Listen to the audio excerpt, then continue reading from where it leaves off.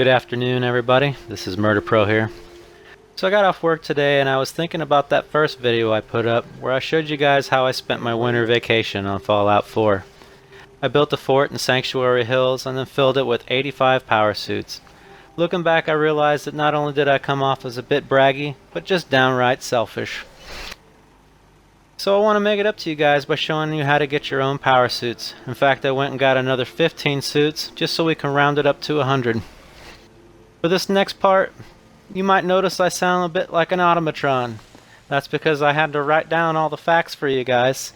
So even though I'm reading from a piece of paper, I'm still going to try to make this as personable as possible.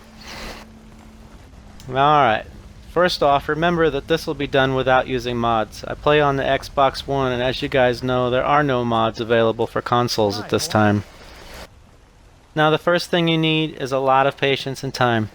I was fortunate enough to be able to take some time off this winter because I live in an area that's seasonal, and my lovely wife, the Michelle, makes a good enough living to support the both of us. So I actually have around 600 hours in this game.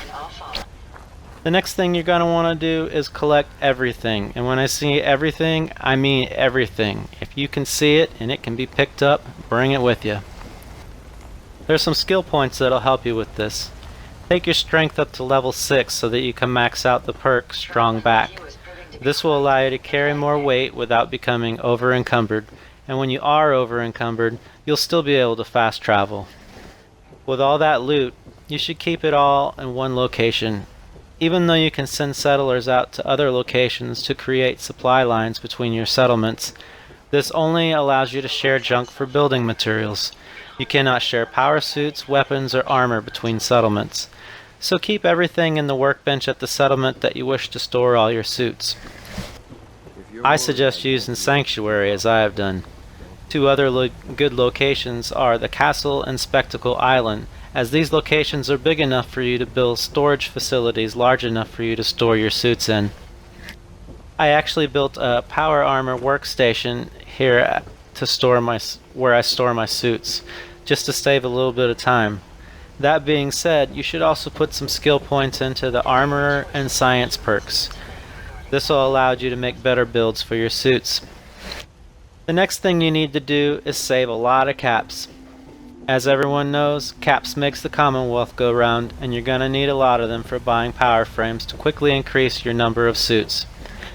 You're going to find yourself with a lot of power armor pieces, and eventually you will stop finding frames for them, so you're going to have to purchase them from vendors around the Commonwealth.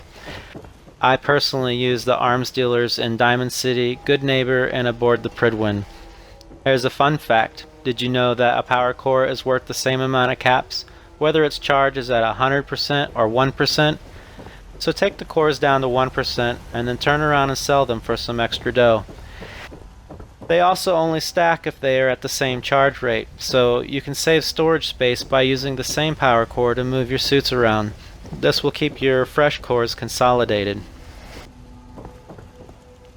Another thing you're going to need is adhesive. I have around 40,000 pounds of junk, but I'm still always running low on adhesive. You need it for weapon and power armor modifications. The only way to cure this is to make vegetable starch and at your cooking station. In order to do that, you'll want to plant lots of corn, mute fruits, and potatoes. You'll also need purified water, which you can get from any settlement that you have built industrial water purifiers. They'll produce enough of a surplus that settlements will have plenty of water bottles stored in their workbench. Just make your rounds and stop by to pick them up. Now that you have the basic requirements for building and augmenting your suits, go to the Commonwealth and collect every single suit that you can find.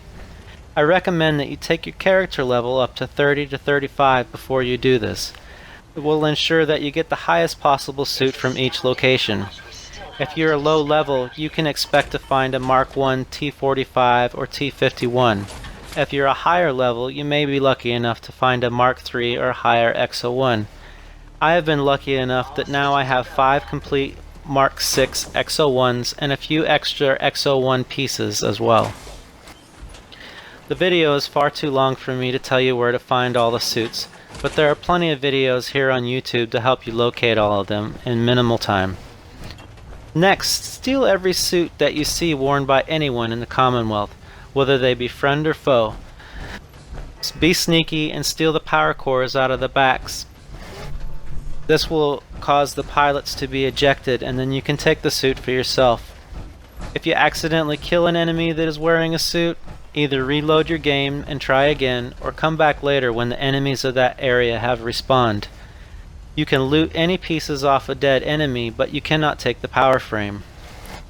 The Brotherhood is an excellent source of suits. I suggest stealing every suit they have, and then inciting a war with them through the storyline. This will spawn even more suits.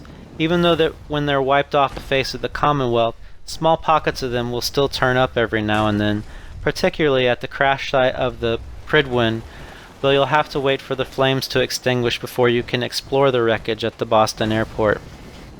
One thing to keep in mind when stealing suits is that if the person you stole it from is able to respawn their own power cores, such as Brotherhood soldiers, they will come back for the stolen suit eventually. To stop them, simply execute them and the suit will be yours. I've actually tried boarding up these suits in workshop mode to keep the suits away from the people I stole them from, but they will eventually glitch inside and back out with the suit, so it's easier to just kill them and be done with it. You can find another couple of suits and a power frame at the Adams Cat garage. Dunwich borers will also spawn Raider power armor suits every so often, and the Automatron DLC has a legendary power suit and another XO1 for your collection. My final bit of advice for those who aspire to have their own massive collection of power suits is to build someplace special to store and showcase them for all to see.